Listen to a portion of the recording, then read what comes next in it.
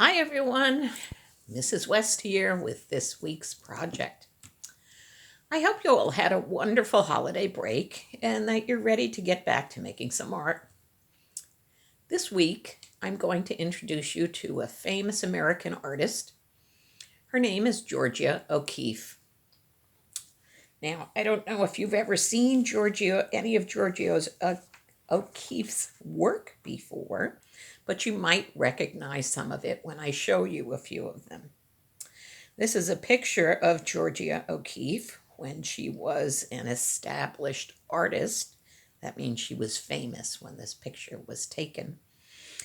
And she lived in New Mexico in the desert. And she's standing outside here. She liked to dress in black and white, kind of plain, but very different from other people. This is outside her house. Her house is made of clay, adobe clay, and these are wooden poles for the roof. And this is a skull that she would have found in the desert near where she lived. She loved to collect skulls. Now, Georgia knew that she wanted to be an artist from a very young age. She spent as much time as possible outside and with nature. Some of her most famous paintings are of very large flowers.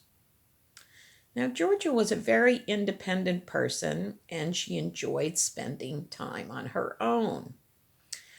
I'm going to ask you in a moment to watch the read aloud video, okay, to learn more about her. So, let me show you some of her more famous paintings. Whoops, that's not one of them.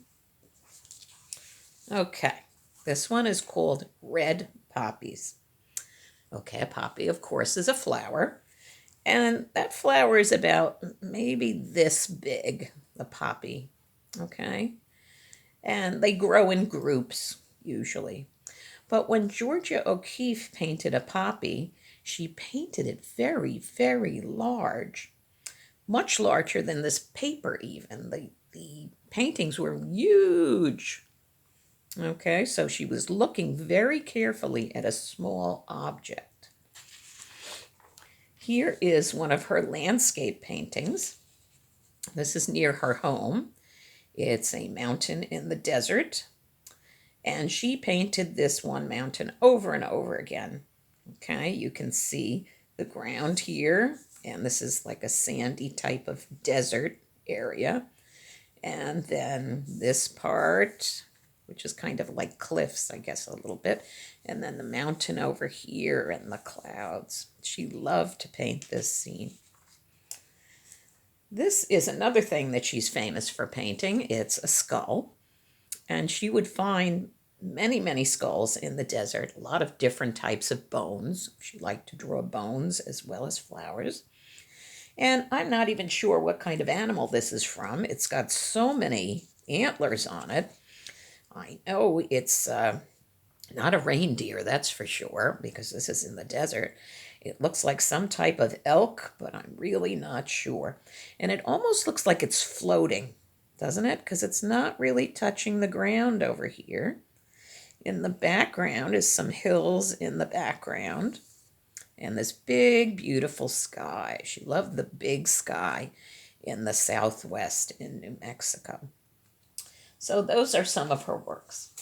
So, as I was saying, I would like you to stop and watch the read aloud video first, and then we will continue. So stop now.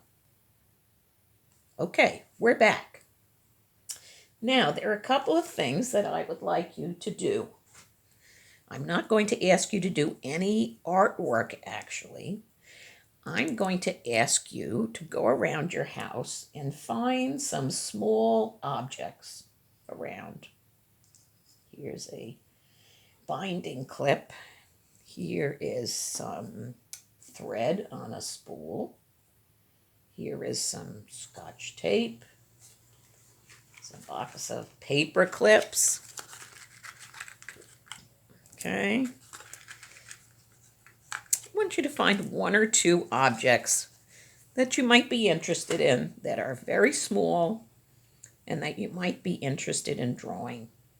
Okay, so then I want you to take a piece of paper, not too big, it can be small, it can be the size of a filing card, a file card, which is those little cards with the lines on it that people use for flashcards. You can use one of those if you like.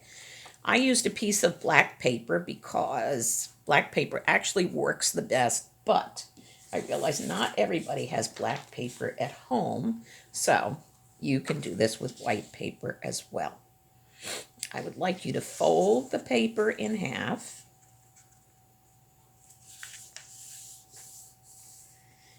And on the folded line, I want you to make 2 little marks like this. And where's my handy ruler? I love my ruler.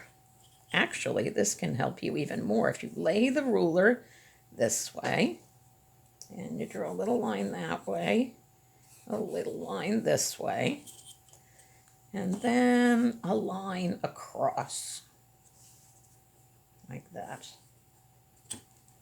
Okay, lines don't have to be perfect, of course. And I want you to take your scissors and cut. Cut here, cut there. This is a good way to cut something in the middle of your paper without having to come in from the side. Okay, there goes that little piece. And now you have a piece of paper with a hole in it. Now, this is actually a tool, and we call this tool a view finder.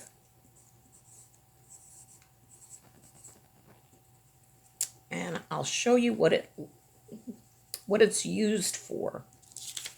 Now, a painter or an artist of whatever type might have a lot of things that they're looking at that they think they want to paint. This little rectangle helps them decide which things are going to get into the picture.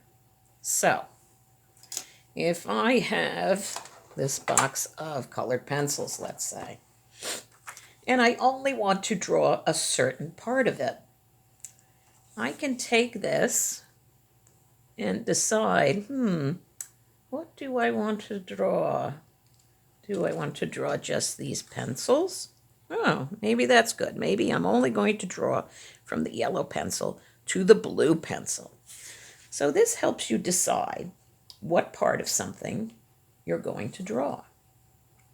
And if you have a small object that you know you want to draw, this could help you decide where you would like to place that object on your paper and which part of it you would like to draw. Okay, we're going to continue talking about this next week, but that's all I want you to do today.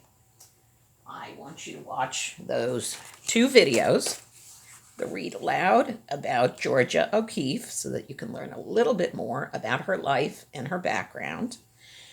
And I want you to find some small objects. They can be interesting little things. They can even be little toys. Okay, they don't have to be ordinary objects. They can be anything small that you have around the house. So you're going to find 1 or 2 things here, and then you are going to cut a viewfinder. Okay, that's it for today. And I can't wait to see what you come up with for next week. Ta-ta for now.